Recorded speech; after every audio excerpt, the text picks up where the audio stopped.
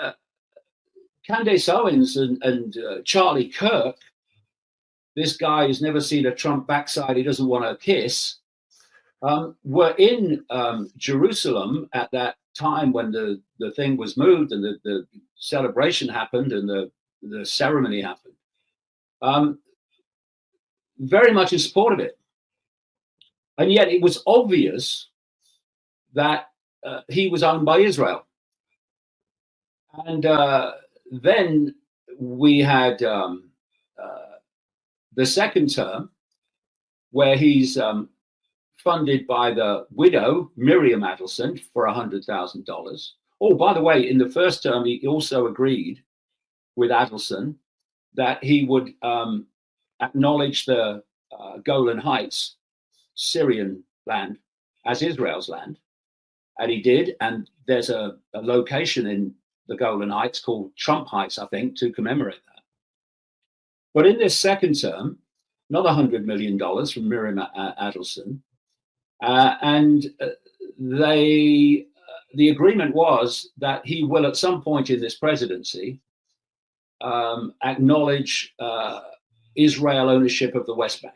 One of the most sickening things I've seen is Joe Rogan, who frankly I wouldn't trust to tell me the time in a room full of clocks, interviewing Trump just before the election and not asking him a single challenging question, allowing him to get away with the most blatant lies, where he's sitting there saying, "Oh no, I didn't say jail Hillary." What you did, you were orchestrating the chants. You loved it. You encouraged it. And then immediately, on the night of the inauguration at the dinner, Trump stands up during his speech and eulogizes the Clintons who were in the audience, asks them to stand up, standing ovation for him. I love those people, or was that effect? You're dealing with a fraud. They're all frauds. You know, because perception is the stadium in which this whole game is played out of, they're all after your perception. So you have the perception of Trump going after the Clintons in the first term, if he got in, which he did, until he's across the line and it don't matter anymore. He never intended to do it. They're lying to you, because you know what happens in an election campaign anywhere in the world. The politicians look at who they need to convince to get elected, and they tell that constituency what they want to hear. They overwhelmingly have no intention of doing it, not doing what they say they'll do, and actually doing what they say they won't do. But they need to get across the line. And there's no contract between what they say in an election campaign and what they do afterwards. And so they tell you what you want to hear. And then when they get in, they do what they intended to do all along. And that's what happened. You imagine Trump, Sean, saying to the MAGA base during the election campaign, what I'm going to do is be a front man for the AI Silicon Valley and Israeli tech oligarchy. And I'm going to bring in the AI control system and human AI fusion that you people don't want. I'm going to do this alongside telling you that I'm not going to have a central bank digital currency in America, because I know you'll like that. Oh yeah, oh Trump, we're winning. But what I am going to do, I'm going to bring in stable coins, which are just as programmable as the CBDCs. And it's the programmability which can dictate what you can buy and where you can buy it. That the whole scam is a digital money scam is founded upon. So this is the thing. It's not only that you can't be a journalist if you are a partisan for a political guy or party. But you cannot either see the wood for the trees if you see anyone as your savior and anyone in terms of, in effect, a cult leader. You can't. You're not making a perceptually dispassionate decision on the evidence. You're making the decision based on other criteria, which is Trump's the savior in this case. And we've got to deprogram ourselves from allegiance to parties and allegiance to individuals, and start to let the evidence be our guide, no matter what it is, and not other criteria. So, David, you've been steeped in conspiracy research for decades. People like Ian Carroll and Candace, like you pointed out, they're relatively new to it compared to yourself. Now that they are exposing the administration for not releasing the Epstein files, do you give them some credit for that at least? Well, I am supportive of anyone that puts out information that's valid. However, my question is, why did it take you so long to see it?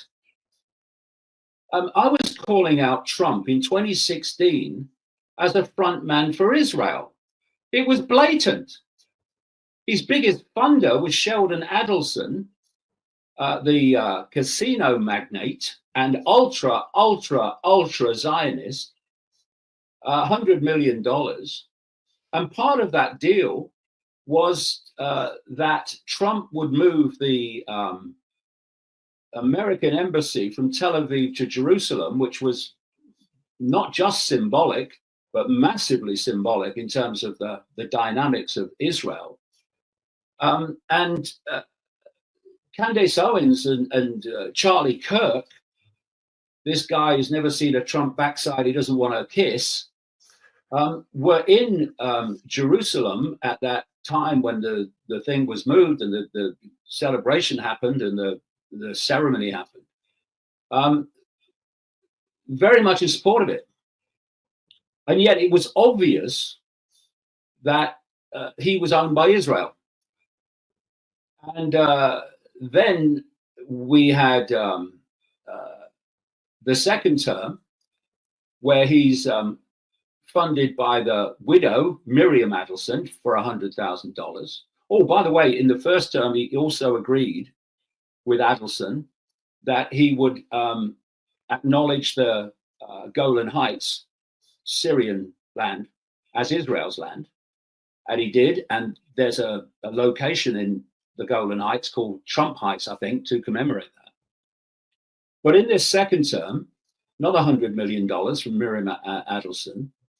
And the agreement was that he will, at some point in this presidency, acknowledge Israel ownership of the West Bank, which is now basically being completely taken over by so-called settlers. And by the way, there were sanctions against the settlers who were stealing Palestinian land and property in the West Bank until Trump came to office the second time. And one of his first actions was to take those sanctions off. His virtual first actions, too, were to take all limits on the supply of weapons to Israel. This man is owned by Israel. And is it just a coincidence that Jeffrey Epstein was running a Mossad Israeli, probably the CIA involved as well, blackmail operation with Ghislaine Maxwell? Ghislaine Maxwell, who is the daughter of Robert Maxwell, who is a known Mossad agent, who worked for them for a very long time. And died on his yacht, the Lady Ghislaine, off the Canary Islands, and was given in effect, a state funeral on the Mount of Olives in Jerusalem, which was attended by the president of Israel, the prime minister of Israel, and a stream of current and former intelligence chiefs.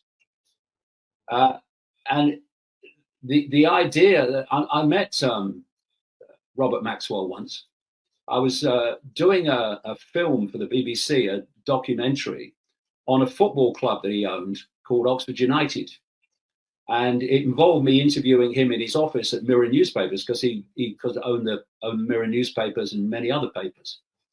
And when I left with the crew, I felt like I needed a bloody shower, because I'd come into the presence of pure bloody evil.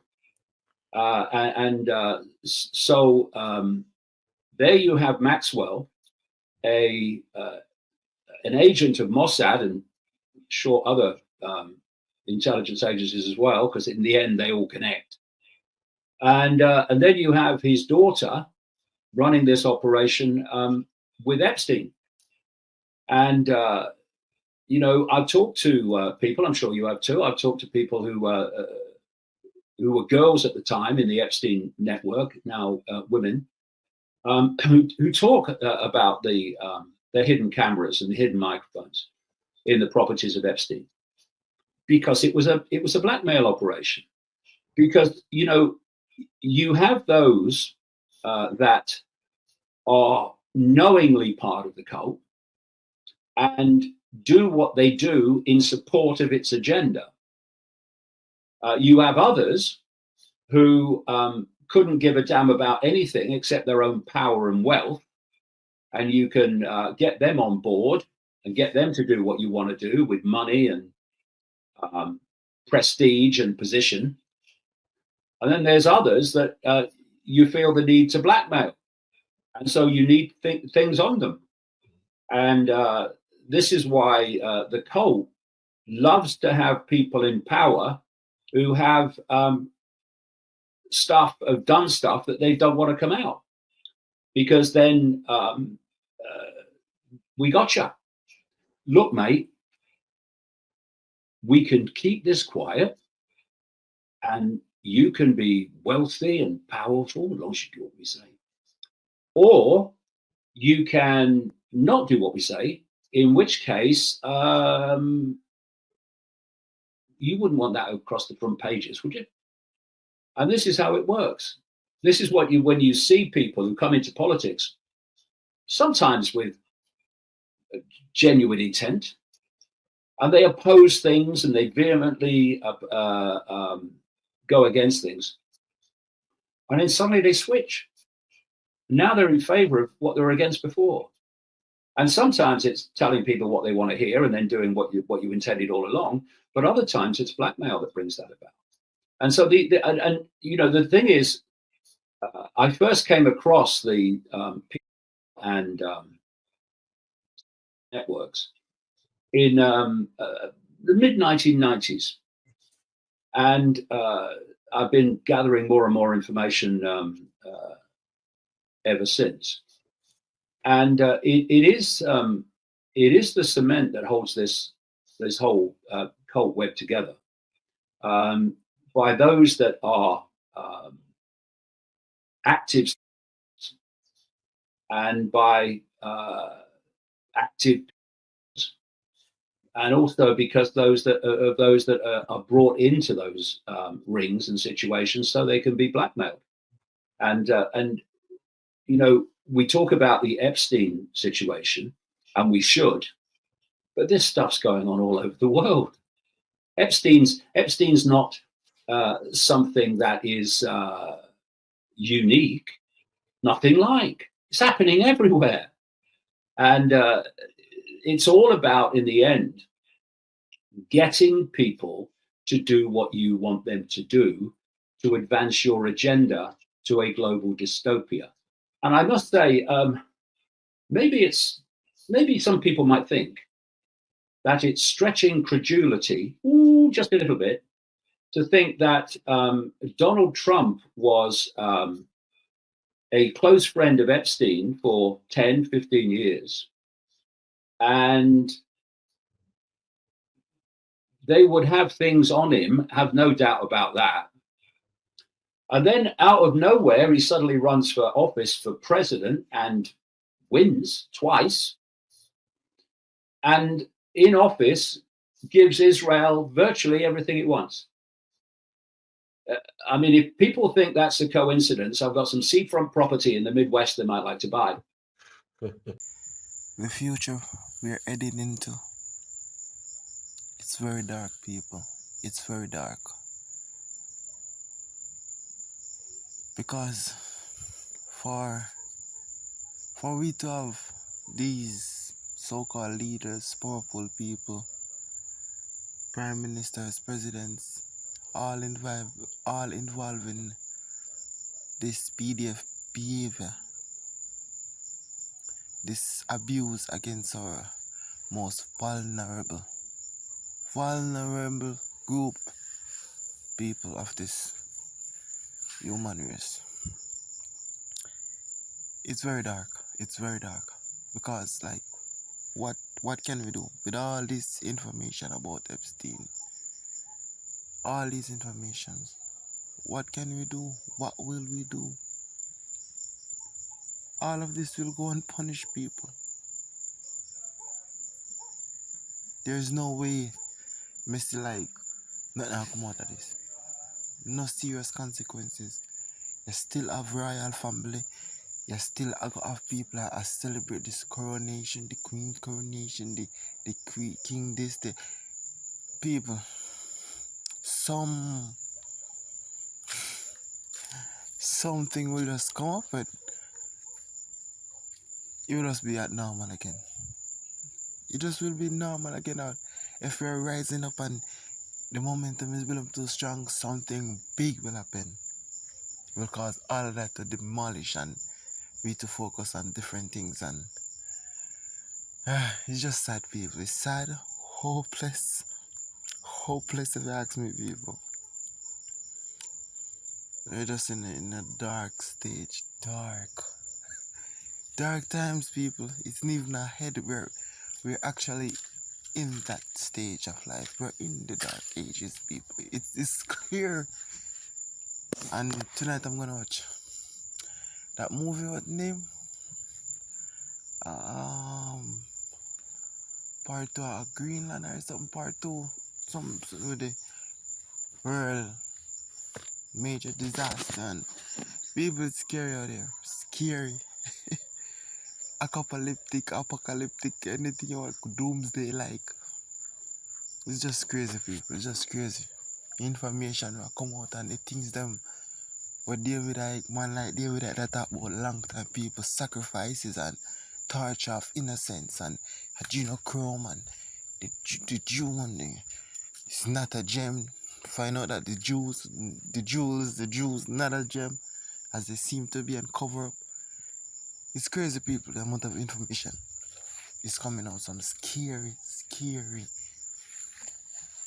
unbelievable, not. They're not unbelievable. Unbelievable, not. They're not, people. These things are. It's easy to believe, people, because I have to go back to this. I remember when I was like reading the Bible as a young one coming up, and I was always troubled and puzzled by this man saying he's the God, he's the good and loving, understanding creator. But yet still so many sacrifices, so many killings, so many genocide, so many bloodshed, destruction. It was just crazy, people. It was just crazy. So from this man, or this being, or this entity who claim to make the world, claim to make everything we know. If he's that of that mindset, what do you expect from the followers? What do you expect? It's a crazy world, people. crazy, crazy world. And as what we can do, people, we have to just reason amongst ourselves. Try to live out of this system, out of this means of surviving as much as we can. That's the truth. That's the only thing you can do, people. That's why, up to this day, self-reliance is the best science. So, that's still it. First time I hear that Marcus Garvey, that man is a man of confidence, self-reliance, best science. Relying on yourself, relying on your community. Let's come together in unity. Like-minded people. That's the only way we can enjoy what's left of this freedom, or left, or what's left of this life, this less and less enjoyable life that we're living, people. It's less and less enjoyable. It's just the facts, people. Every day, it's just some deprived news. Look at this whole Epstein thing, eh? All of these people controlling power, making decisions on a high level, and they remain in power, knowing all of this, partnering with those people, friends with those people, and they're there doing what? Ruling, leading, and what can we do? What are we doing? That's the thing. That's the question, people. That's the question. What are we doing to stop what's? We clearly see what's going. There is no more conspiracy theories. There is no more conspiracy theory, people. It's so clear. But what are we doing? That's the sad part. That's the sad part, people. But love, strength, and resilience, my people.